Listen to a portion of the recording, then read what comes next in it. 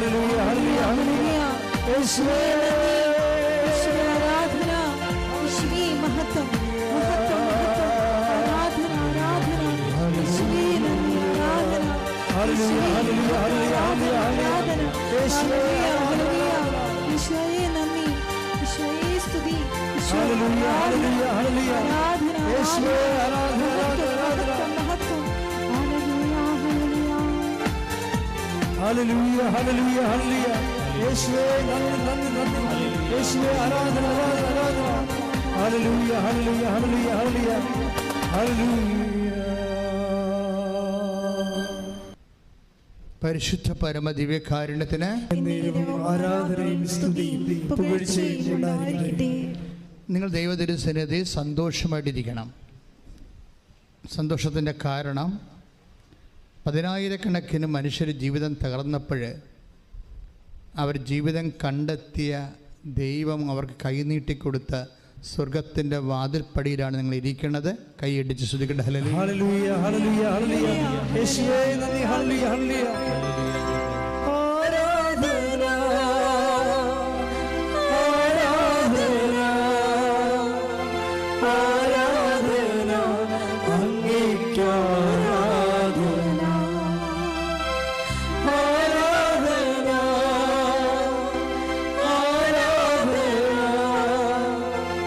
ആരാധന അങ്ങേയ്ക്ക് ആരാധന.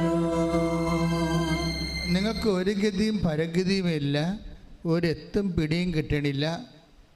മുമ്പിൽ ഖേവോസ് ആണെന്ന് വിചാരിക്കുക. ഖേവോസ് എന്ന് പറയുന്നത് എന്താ? അതായത് ആദിഭൂമിയുടെ ഒരവസ്ഥയില്ലേ? ആദിഭൂമി, കർത്താവ് ആകാശം ഭൂമി സൃഷ്ടിച്ചു. ഭൂമി രൂപരഹിതമായിരുന്നു. ആഴത്തിൻ്റെ മീതെ അന്ധകാരം വ്യാപിച്ചിരുന്നു. അപ്പോൾ ആഴമുണ്ട്, അന്ധകാരമുണ്ട്, ഒരു സംഭവം കൊണ്ട് ജലം. അപ്പോൾ നമുക്ക് ഇനി മുന്നോട്ട് ആഴവും അന്ധകാരവും ജലവും പ്രളയവും ആയിക്കഴിഞ്ഞാൽ നിന്ന പട്ടത്തിന് നിൽക്കാനേ പറ്റത്തുള്ളൂ. ചിലപ്പോൾ ജലം വന്ന് നമ്മളവിടെ മുക്കി ഈ ആഴത്തിലേക്ക് വലിച്ചിട്ട് പോയെന്നും വരും. ഈ ടൈം ഭയങ്കര സീരിയസ് ടൈമാണ്. ഈ ഒരു സീരിയസ് ടൈമിലാണ് നമുക്ക് ചുറ്റും വെള്ളം കയറുകയും നമ്മുടെ ചുറ്റും അന്ധകാരം നിറയുകയും ചെയ്യുന്ന അവസ്ഥ. കടമാകാം, രോഗമാകാം, ജോലി നഷ്ടപ്പെട്ട അവസ്ഥയാകാം, പല പ്രാവശ്യം എഴുതിയ പരീക്ഷയാകാം. ഇനി എന്ത് ചെയ്യണമെന്ന് ആർക്കും അറിയാൻ പാടില്ലാതെ ഇരിക്കുകയും നമ്മൾ പലരെയും ഫോൺ വിളിച്ചിട്ട് നമ്മുടെ നമ്പരാണെന്ന് കണ്ടിട്ട് അവർ മനഃപൂർവ്വം നമ്മുടെ നമ്പർ എടുക്കാത്ത സമയം വരും. അത് നിങ്ങൾക്ക് എല്ലാവർക്കും ഫീൽ ചെയ്തിട്ടുള്ള കാര്യമാണ്. നിങ്ങളൊരു പരിങ്ങലിലാണെന്ന് കണ്ടാൽ പിന്നെ നമ്മുടെ നമ്പർ ആരും എടുക്കത്തില്ല, റിങ് ചെയ്തുകൊണ്ടിരിക്കും. അപ്പം നമ്മൾ വിചാരിക്കും റിങ് ചെയ്യുന്നുണ്ട്, ആളില്ലാഞ്ഞിട്ടായിരിക്കും എന്നല്ല. അങ്ങനെയല്ല, അയാളവിടെ ഉണ്ട്. നിങ്ങളുടെ നമ്പർ കാണാം അയാൾക്ക്. അയാൾ നമ്പർ കട്ട് ചെയ്താൽ നിങ്ങൾ അറിയാത്തതുകൊണ്ട് ന്യൂട്രായിട്ട് അയാൾ നിങ്ങളെ സ്കൂട്ട് ചെയ്യണമാണ് സംഭവം, ഒഴിവാക്കണത്. ഇതിനാണ് കേവോസ് എന്ന് പറയുന്നത്. നിങ്ങളുടെ ഏറ്റവും നിങ്ങൾ ആശ വെച്ചവരും പ്രതീക്ഷ വെച്ചവരും നിങ്ങളുടെ കോൾ എടുക്കാതിരിക്കുന്ന സമയത്തിനാണ് ആധുനിക ഭാഷയിൽ കെയോസ് എന്ന് പറയുന്നത്. ഇങ്ങനെ ഒരു സാഹചര്യത്തിലൂടെയാണ് നീ പോകുന്നതെങ്കിലും നിൻ്റെ കോള് ഏത് സമയത്തും എടുക്കുന്ന ഒരാളുണ്ട്. അയാളുമായിട്ടാണ് നമ്മൾ ഉടമ്പടി ചെയ്യാൻ വേണ്ടി വിളിക്കപ്പെട്ടിരിക്കുന്നതോ ഉടമ്പടിയിലായിരിക്കണത്. കൈയടിച്ച് ശ്രദ്ധിക്കട്ടെ. ഹല്ലേലൂയ ഹല്ലേലൂയ ഹല്ലേലൂയ ഹല്ലേലൂയ ഹല്ലേലൂയ യേശുവേ നന്ദി ഹല്ലേലൂയ ആരാധന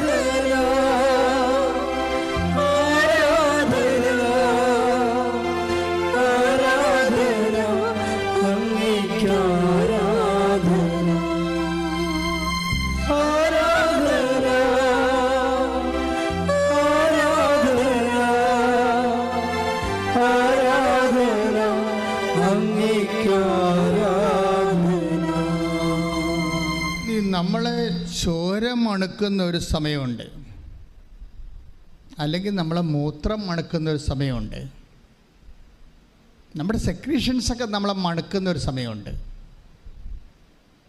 നമ്മളെ ആൾക്കാർ കൈകൊണ്ട് എടുക്കാൻ ബുദ്ധിമുട്ടുന്നതും നമ്മുടെ മുറിയിലോട്ട് കയറി വരാനോ നമ്മുടെ ജീവിതത്തിലൊക്കെ എത്തി നോക്കാനോ പറ്റാതെ നമ്മൾ ഒറ്റയ്ക്ക് നമ്മുടെ വിധിക്ക് വിടുന്ന ഒരു സമയമുണ്ട്. ഈ സമയമാണ് ഉടമ്പടിയുടെ സമയം.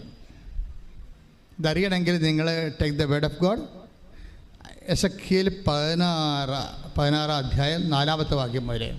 എസെക്കിയേൽ 16 അധ്യായം 4 മുതലുള്ള തിരുവചനങ്ങൾ. നീ ജനിച്ച ദിവസം നിന്റെ പൊക്കിൾ കൊടി മുറിച്ചിരുന്നില്ല. Praise the Lord. നിന്നെ കുളിപ്പിച്ച് ഒന്ന് ചിന്തിച്ചു നോക്കിക്കേ. നീ ജനിച്ച ദിവസം, നമ്മളെ ഇസ്രായേലിനെ കുറിച്ച് പറയണതാണ്. ദൈവത്തിൻ്റെ തിരഞ്ഞെടുക്കപ്പെട്ട എല്ലാ വിശ്വാസികളുടെയും പ്രതീകമാണ് ഇസ്രായേൽ. അറിയാമല്ലോ, ഇസ്രായേൽ എന്ന് പറയുമ്പോൾ ഒരു രാജ്യമല്ല, ദൈവത്തിൻ്റെ തിരഞ്ഞെടുക്കപ്പെട്ട ജനമെന്നാണ് അതിൻ്റെ അർത്ഥം. അത് ആരുമാകാം. ദൈവത്തിൻ്റെ സ്നേഹത്തിലേക്ക് വിളിക്കപ്പെട്ട, വിശ്വാസത്തിലേക്ക് വിളിക്കപ്പെട്ട എനിബഡി ഈസ് ഇസ്രായേൽ. അല്ല, നിങ്ങൾ പറയും ഇസ്രായേൽ അമേരിക്ക എന്ന് പറയരുത്. ഇസ്രായേൽ ബൈബിളിൽ വിശ്വാസി എന്ന അർത്ഥമേ ഉള്ളൂ. അപ്പോൾ വിശ്വാസി ജനിച്ച ദിവസം, വിശ്വാസം രൂപപ്പെട്ട് വരുന്ന, നമ്മളിൽ വിശ്വാസം രൂപപ്പെട്ട് വരുന്ന ഒരു സമയമില്ലേ. മേരി ചേച്ചി എന്ന് പറഞ്ഞൊരു ചേച്ചി ഈ ദിവസങ്ങളിൽ സാക്ഷ്യം പറഞ്ഞ്, മേരി ചേച്ചി പറഞ്ഞ ഇതാണ്: ഞാൻ വിശ്വാസത്തിലേക്ക് വന്നിട്ട് 7 വർഷമായി, പക്ഷേ എല്ലാവരും എന്നെ ഇട്ടേച്ചും പോയെന്ന്. വിശ്വാസത്തിലേക്ക് അവർ പുതുതായിട്ട് വന്നതാണ്. അതുകൊണ്ട് എൻ്റെ ആങ്ങളെ ഇട്ടേച്ചും പോയി, എൻ്റെ അപ്പ, എൻ്റെ ആങ്ങളുടെ ഭാര്യ പോലും ഞാൻ വീട്ടിൽ ചെന്നിട്ട് സംസാരിച്ചില്ല. ആങ്ങളുടെ ഭാര്യ പോലും ഞാൻ വീട്ടിൽ ചെന്നിട്ട് എൻ്റെ വീട്ടിൽ അവരെന്നെ കയറ്റണില്ല. അതൊക്കെ വിശ്വാസം ഒരു ഇസ്രായേലായി മാറുമ്പോൾ, വിശ്വാസം രൂപപ്പെട്ട് വരുമ്പോൾ നമ്മുടെ ഉറ്റവരും ഉടയവരൊക്കെ പതുക്കെ നമ്മളെ ഇങ്ങനെ അവോയ്ഡ് ചെയ്ത് കളയും. എന്നിട്ട് എന്തിനാണ് ഈ മേരി ചേച്ചി എന്തിനാണ് ഇവരുടെ വീട്ടിൽ അവർ കയറ്റത്തില്ലായിരുന്നു? അവർ കയറ്റാതിരുന്നിട്ടും ഇവരെന്തിനാ ചെന്നതെന്നറിയാവോ? ഇവരുടെ അമ്മ കിടപ്പായി പോയായിരുന്നു. അമ്മയെ കാണിക്കത്തില്ലായിരുന്നു ഇവരെ. വൈരാഗ്യം കൊണ്ടേ സ്വന്തം അമ്മയെപ്പോലെ ഇവരെ കാണിക്കത്തില്ലായിരുന്നു. എങ്കിലും ഇവർക്ക് തോന്നി അമ്മയെ ഒന്ന് പോയി കാണാം. അമ്മ കിടപ്പായി പോയി, അനങ്ങാൻ പാടില്ല, അമ്മയ്ക്ക് എഴുന്നേക്കാൻ പാടില്ല. ബാത്റൂമിൽ തന്നെ പിടിച്ചു കൊണ്ടുപോയാൽ മാത്രമേ ബാത്റൂമിൽ പോകാൻ പറ്റത്തുള്ളൂ. അപ്പോൾ അമ്മയെ കാണാൻ പോയപ്പോൾ നിങ്ങളെല്ലാവരും മനസ്സിലാക്കേണ്ട ഒരു സത്യമുണ്ട് എൻ്റെ അകത്ത്. അതായത് ഈ ദിവസങ്ങൾ വരുന്ന സാക്ഷ്യത്തിൻ്റെ ഒരു രീതിയുണ്ട്. ആ സാക്ഷ്യത്തിൻ്റെ രീതി എന്ന് പറയുന്നത്, ഇപ്പോൾ തന്നെ കൊല്ലത്ത് നിന്ന് ജിബി ആൻ്റണി ഒരു സാക്ഷ്യം പറഞ്ഞു. അപ്പോൾ അവർ ഉന്നയിച്ചൊരു വിഷയമുണ്ട്.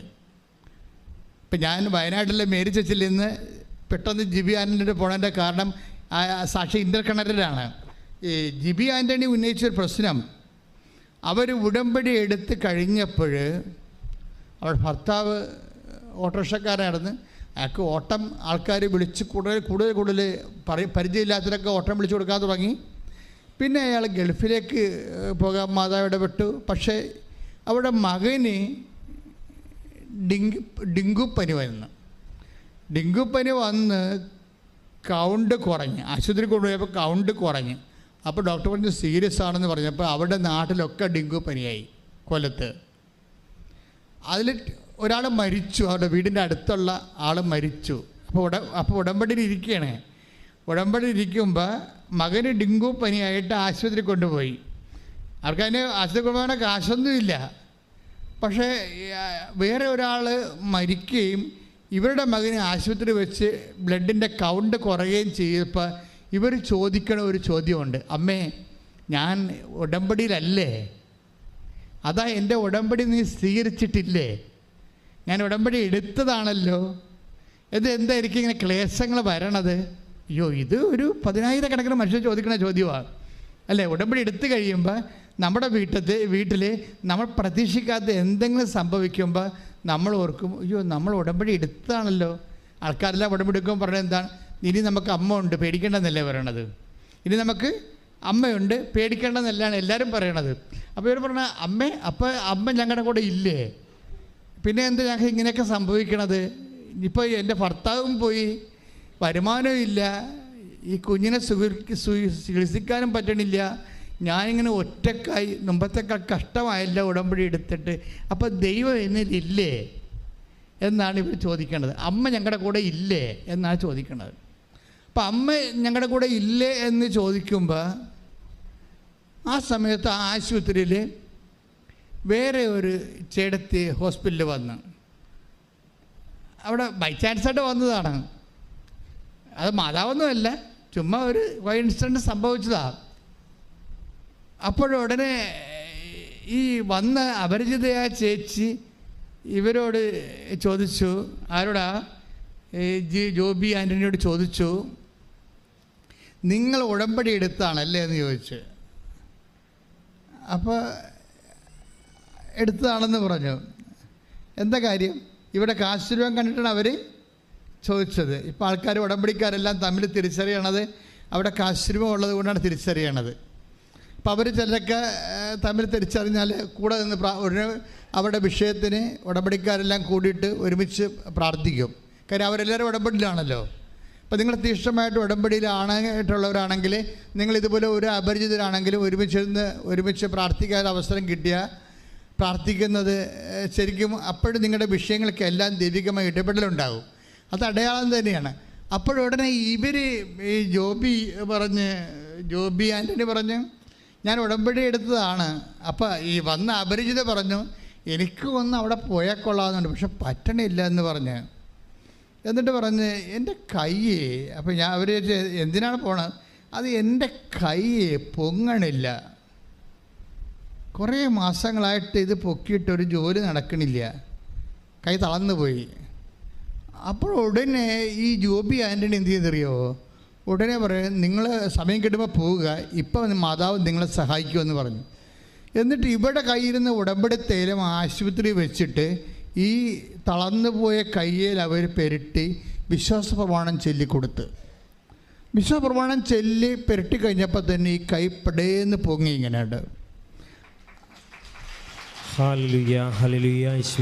അപ്പോഴെന്ത് സംഭവിച്ചു കഴിഞ്ഞാൽ ഇവിടെ ചോദിച്ചൊരു ചോദ്യമില്ലേ, ആര് ഡെങ്കുവായിട്ട് മകനെ കൊണ്ടുവന്ന് ആശുപത്രി ഇട്ടച്ച് മാതാവിനോട് ചോദിച്ചില്ലേ, മാതാവ് ഞങ്ങൾ ഉടമ്പടിയിലല്ലേ, അതാ എൻ്റെ ഉടമ്പടി നീ സ്വീകരിച്ചില്ലേ, അപ്പം നീ ഞങ്ങളെ വിട്ടു പോയോ എന്ന് ചോദിച്ചതിന് മറുപടിയാണ് ഇവരെ കൊണ്ടുവന്നിരിക്കുന്നത്. അപ്പം നിങ്ങൾ ചങ്ക് പറഞ്ഞ് മാതാവിനോട് ചോദിച്ചാൽ അപ്പോൾ ആൻസർ ചെയ്യും. അപ്പോൾ ആൻസർ ചെയ്യണമല്ല ഈ സാക്ഷ്യത്തിൻ്റെ ഒരു ഹൈലൈറ്റ് എന്ന് പറയുന്നത്, അതല്ല. എല്ലാവരും ഇതുപോലെ നിങ്ങൾ പത്രം കൊടുക്കുന്നുണ്ട്. എന്തിനാണ് പത്രം കൊടുക്കുന്നത്? ക്രിസ്തുവിനെ ലോകം അറിയാൻ വേണ്ടിയാണല്ലേ. പക്ഷെ നിങ്ങളുടെ കയ്യിൽ കുറേ ആയുധങ്ങളുണ്ട്. ഉപ്പ്, അതുപോലെ തന്നെ ചിലത്, അതുപോലെ തന്നെ ഉടമ്പടി തൈലമുണ്ട്. ഇപ്പോൾ ഈ വയനാട്ടിലത്തെ മേരി ചേച്ചി എന്താ ചെയ്യുന്നറിയാമോ? മേരി ചേച്ചിയുടെ സാക്ഷ്യം എന്ന് പറയുന്നത് രസമാണ്. അതായത് എനിക്ക് തോന്നുന്നത് ഈ ആൾക്കാർ ഇപ്പോഴും ചെയ്തുകൊണ്ടിരിക്കുന്നത് അവർ തന്നെ വിശ്വാസത്തിൽ എംപവറായിട്ട് മറ്റുള്ളവരെ വിശ്വാസത്തിലേക്ക് കൊണ്ടുവരികയും നിങ്ങളുടെ വാല്യൂ കൂടാൻ, ദൈവദൃശ്യത്തിൽ നിങ്ങളുടെ വാല്യൂ കൂടാനുള്ള ഏറ്റവും വലിയ മാർഗം അതാണ്. കാര്യം മറ്റുള്ളവരെ വിശ്വാസത്തിലേക്ക്, അവരെ മതം മാറ്റുകയല്ല, ക്രിസ്തുവിൽ അവർക്ക് ആശ്വാസവും ആത്മശക്തിയും ലഭിച്ച് അവർ നിലനിൽപ്പ് കിട്ടണം. അവർക്ക് നിലനിൽപ്പ് കിട്ടണം. അപ്പോൾ അതുകൊണ്ട് തന്നെ നിങ്ങൾക്ക് മനുഷ്യന്മാർക്ക് അത് ചെയ്തു കൊടുക്കാം. അതൊരു ഉപവിപ്രവർത്തനങ്ങളാണ്. ആ ഉപവിപ്രവർത്തനത്തിൻ്റെ ബേസിലാണ് നിങ്ങൾ രോഗി പരിചരണം പോലെ നിങ്ങൾക്ക് കിട്ടിയിരിക്കുന്ന ദൈവത്തിൻ്റെ കൃപ പങ്കുവെച്ച് കൊടുക്കേണ്ടത്. പ്രാർത്ഥിക്കുക, കർത്താവേ, എനിക്ക് കിട്ടിയിരിക്കുന്ന ദൈവകൃപ പങ്കുവെച്ച് കൊടുത്ത് മറ്റുള്ളവരെയും ബലപ്പെടുത്തുവാൻ മറ്റുള്ളവരെ ബലപ്പെടുത്തുക എന്നുള്ളത് നമ്മുടെ ഒരു ദൈവികമായ ലക്ഷ്യമാണ്.